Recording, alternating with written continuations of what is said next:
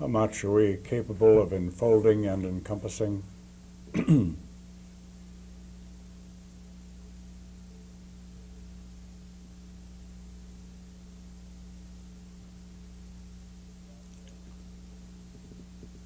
we graduate from school, spiritual school in this case,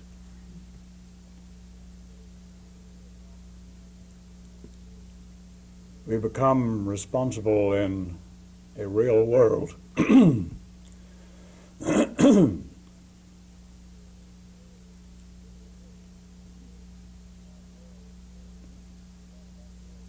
that world, there are a lot of unreal people.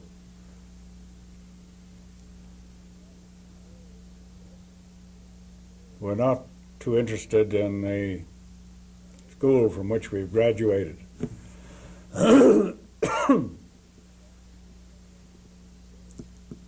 I don't think even in the human world, after leaving school, one drags the school around with one, trying to tell everybody about it.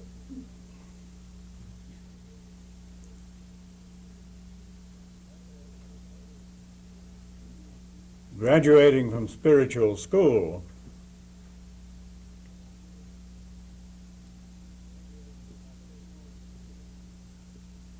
we have assumed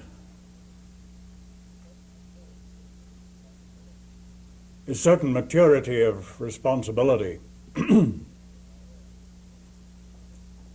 which is our own. It is our own individually speaking, but of course at this point we're aware of the whole, of the fact that our individual expression, while it must stand because it is the expression of truth, is also an aspect of a far greater truth. And we are a part of that far greater truth to the extent that our expression is true. In other words, that we are mature enough to be spiritually responsible for ourselves. It doesn't take us into a position of isolation. It offers connection with the far greater truth, of which our individual truth is simply an aspect.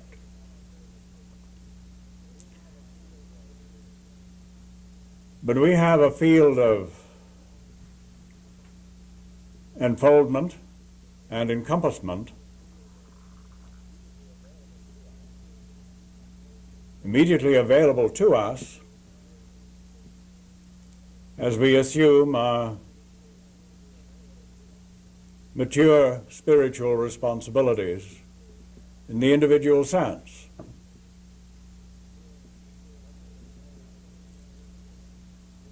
Mention is made in the book of Revelation about the holy city, New Jerusalem, coming down from God out of heaven. I'm sure you all recognize that this is the true state of spiritual consciousness, a new state insofar as human experience is concerned, which comes down from God out of heaven.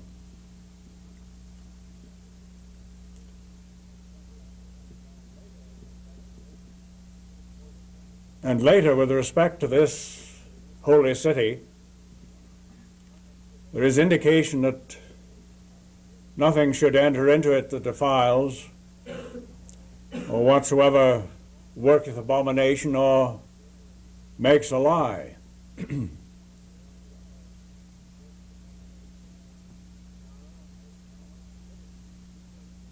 In our own living,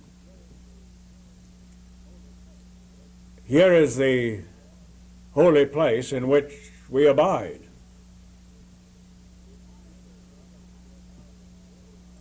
we find that there are others who abide in that holy place with us. So it's not merely an individual thing. There is something coming down from God out of heaven and factually emerging on earth because of us and all those who provide the means by which it may so emerge.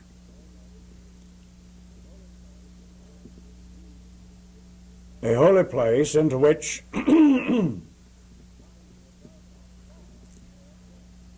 nothing that does not belong may enter in. Now we may see this, first of all, as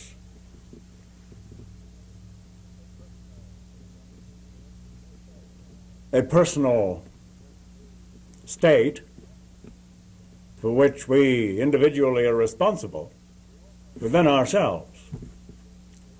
And we also see it as a collective state for which we are individually responsible too.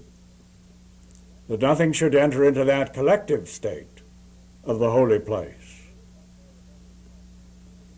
Only as there is such a holy place can there be the factual reality of the priesthood on earth.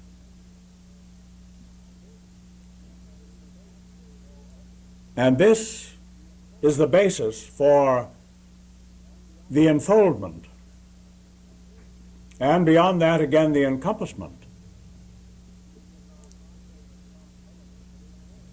which is our primary responsibility in the real world.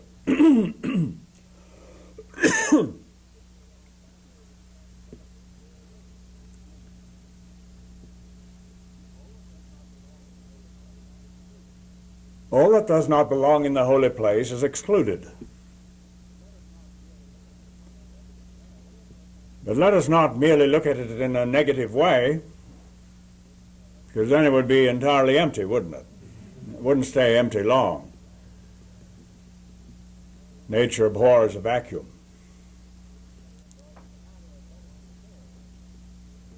So it is a matter of letting it be filled with the real quality of spirit consequent upon our own living experience. But our concern is with this matter of enfoldment.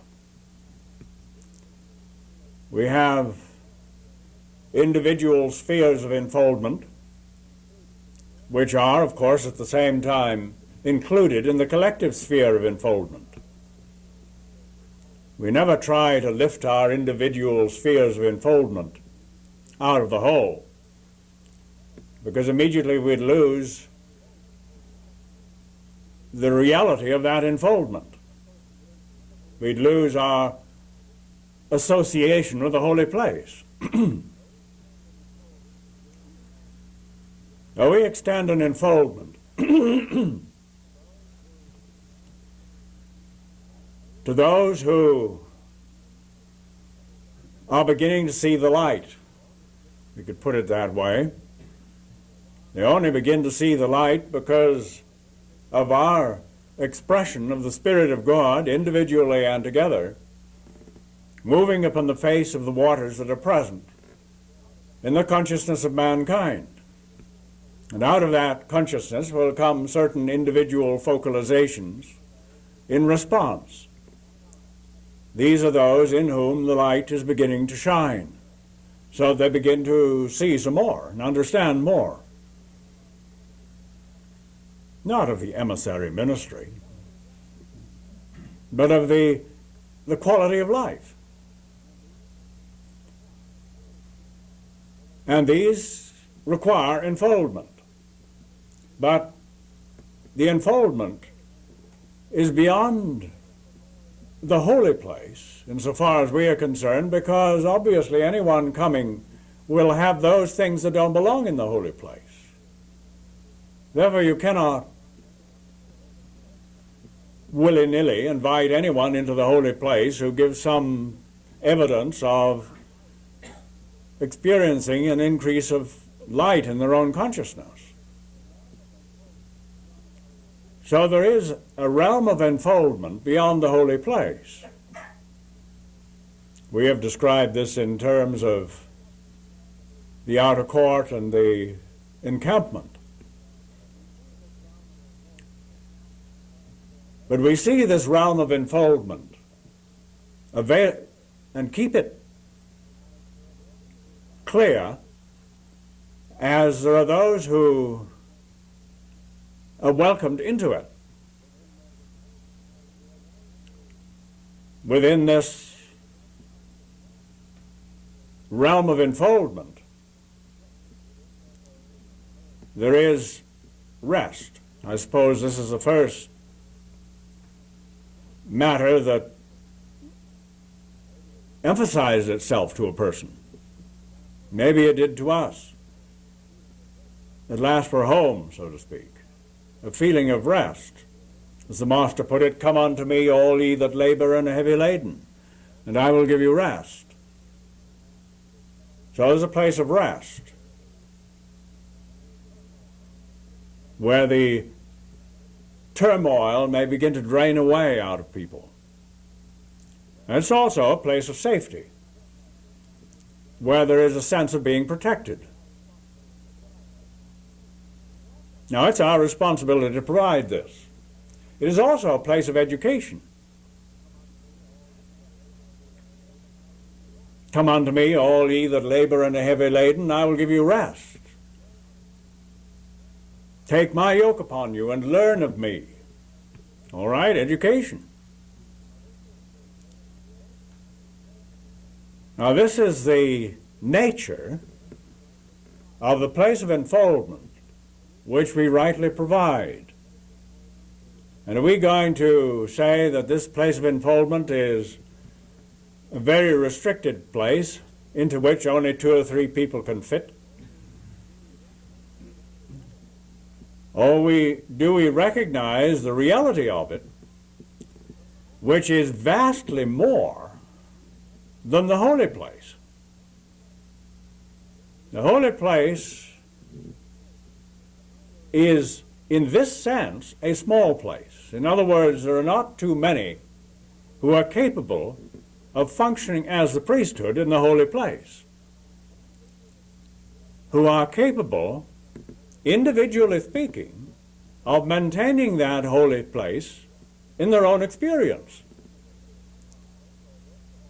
never allowing anything that defiles or works abomination or makes a lie to enter in. Only those are of the priesthood in the holy place. When there are those, and a holy place is present because of them, then the influence of that extends on out in enfoldment of others. And we have a place beyond us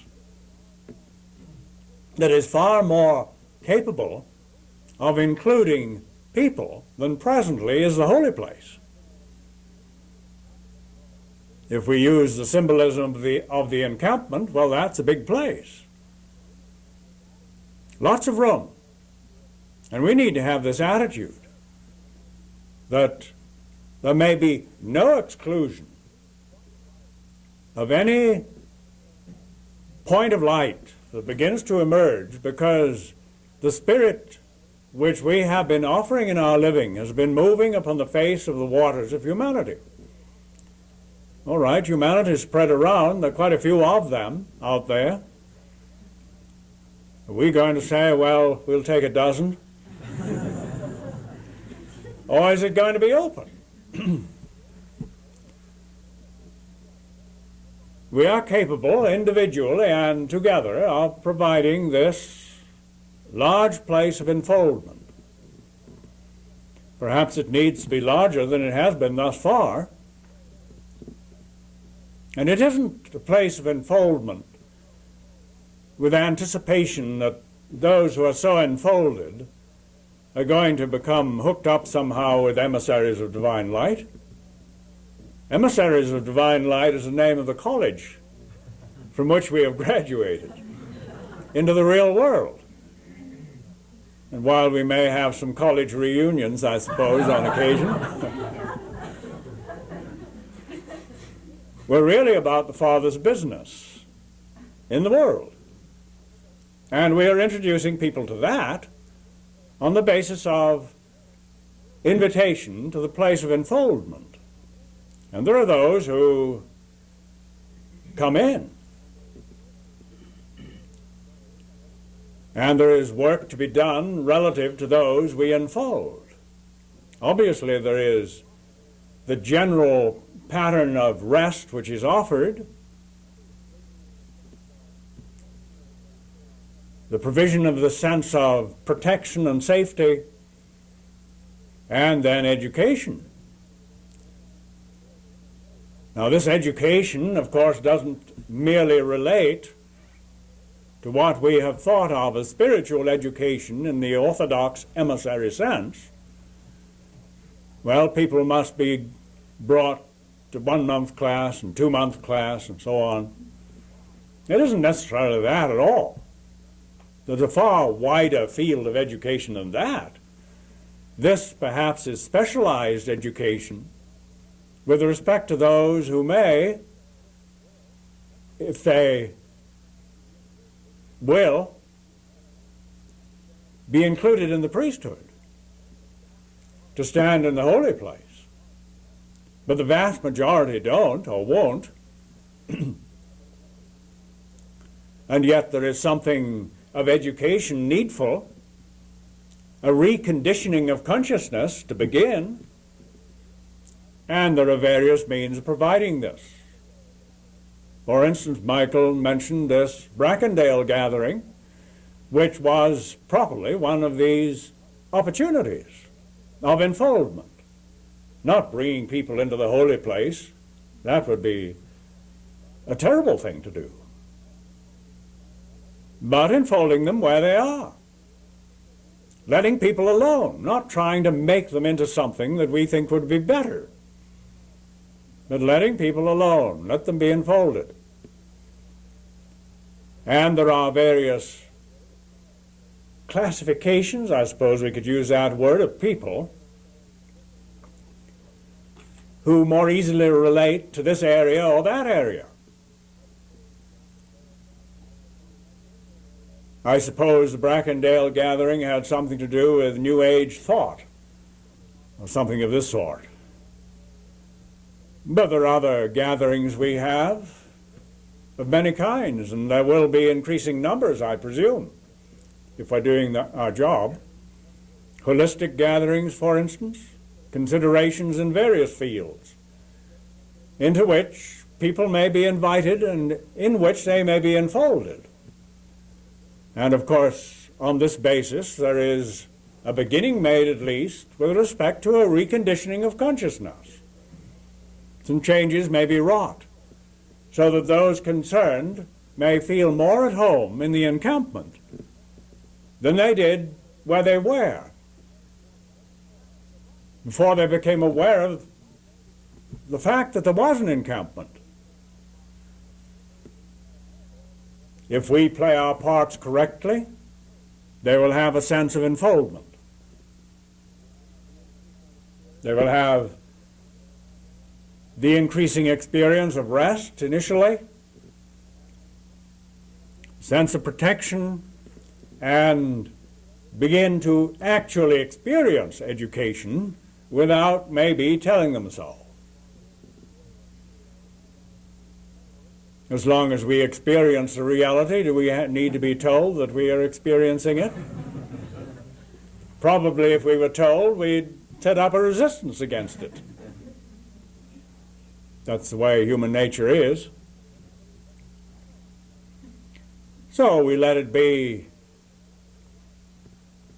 not a con game in the ordinary sense, not an emissary con game at least, but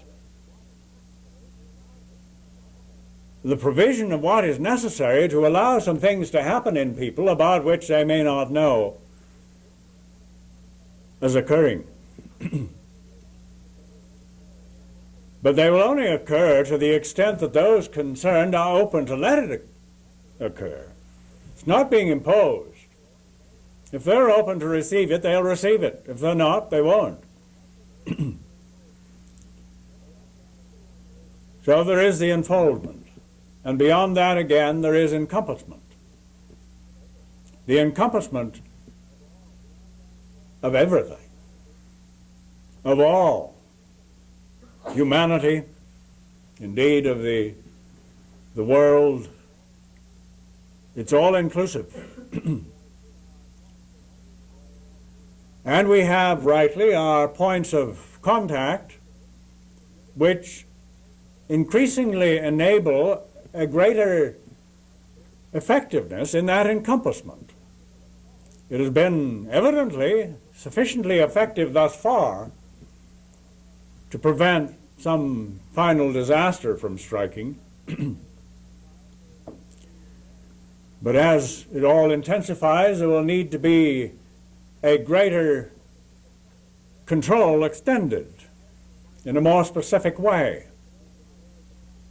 It might be said that this encompassment could be compared to casting a net over the world, a net of control and containment, dominion and containment. And the net is composed of interlocking meshes which relate to people.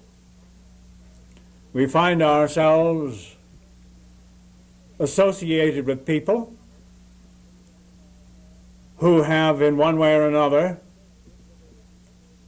connections into the state of the tribes of the earth beyond the encampment. Usually these connections are those who come into the encampment. In other words, who participate in the enfoldment. And through them there may be an extension of the net of encompassment. And we need to be alert in this regard, so that we do not take arbitrary emissary attitudes with respect to anyone, thereby excluding that person from enfoldment. We see the value of people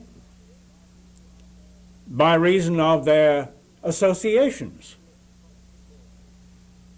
And if such people are open to enfoldment, so that they come closer, then through such people we can reach what is beyond. Now there are already the beginnings of such a network in various fields with which I am particularly familiar, I suppose, far more than even those who are the points of connection understand or see. We need to be aware that this is an open-ended process. We think of things as being small because they're close, but it is through these apparently small things that the larger things are encompassed. And the dominion of God begins to be an increasing reality on earth, regardless of the thrashings around of the dragon. Regardless of the human nature state, which still seeks to govern out there. So here we have a consciousness of ministry which transcends, I'm sure, the usual emissary viewpoint, because it begins to become no longer an illusion, but the real thing, the actuality. And the actuality is related to people. And what we extend as enfoldment and encompassment